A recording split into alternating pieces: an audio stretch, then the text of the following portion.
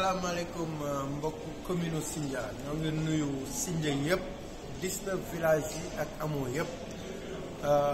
di jaajëfal aussi askanu Sindia ci liggéey bi nga xam ne yombul mais ñu ngi koy def ci wàllum politique bi donc ñëw rek juste pour informer leen lu am solo ci situation politique bu Sindia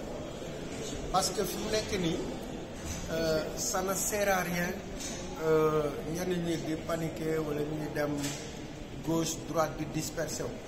ce qui se passe mooy kilifa yi dañoo liggéey pour def ay coalition ci kaw bon essayé nañ def ay coalition woo nañ candidat yëpp mais néanmoins am na parti yi nga xam ne bokkuñu coalition loolu créé ay coalition yu bëri biir Sénégal mais juste pour wax askanu Sindia ne coalition yooyu mënul am impact ci ñun parce que élection locale mbirum localité la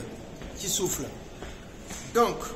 ñun li ñuy proposer mooy d'ailleurs ñu ngi liggéey ci loolu ci sens boobu ñoo ngi ciy liggéey bu baax li ñuy proposer mooy def coalition des coalitions coalition bu coalition yépp pourquoi ñu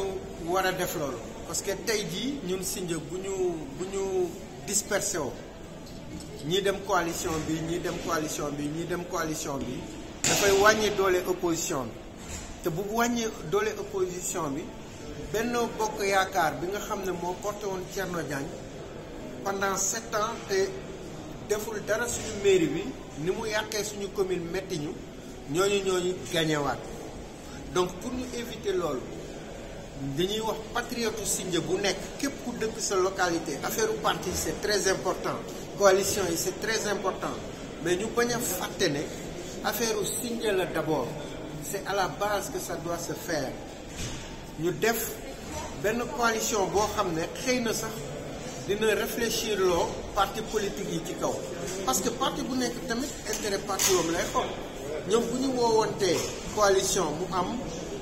ñoo xam ne bokkuñu jubóowuñu mais li élection locale la du présidentielle donc ñun bu ñu toppee coalition yooyu mën na am dañuy ñàkk li nga xam ne moo war a changer suñu commune donc ba tax na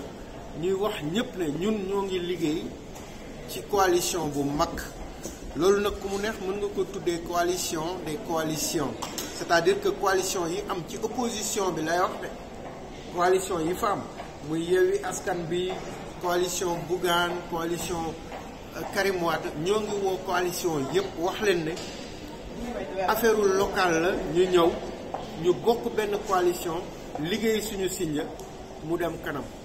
loolu nag dañ ciy insister bu baax a baax parce que dafa am solo lool parce que enjeu bi c'est pas nga falu wala c'est pas que nga remplacer Thierno Diagne ci mairie bi wala leneen mais li ëpp solo mooy jëlee ko fi parce que dafa yàq suñu commune defu fi dara donc ci biir loolu il faut que ku nekk nga mën a fàtte benn moment nga fàtte sa intérêt bopp fàtte intérêt bopp bi nag mooy tax ñu mën a bokk ñun ñëpp kenn ku ci nekk parti boo mën a bokk coalition boo mën a bokk nga ñëw ñu bokk liggéeyandoo jëlee fi Thierno Diagne loolu nag patriote dëgg moo ko mën patriote moo ko mën donc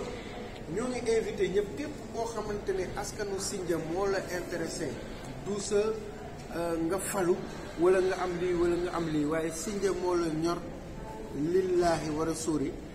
ñoo ngi lay woo di la woo pour benn coalition di profiter de remercier docteur Moussa Thior ci liggéey bi muy def liggéey bu mucc ayib bi muy def ci sens boobu parce que mi ngi rassembler léegi nag il se peut que ñu demee ak bannière Yewwi Askan Wi mais exclure ñu demee beneen bannière en tout cas du loolu mooy nekk problème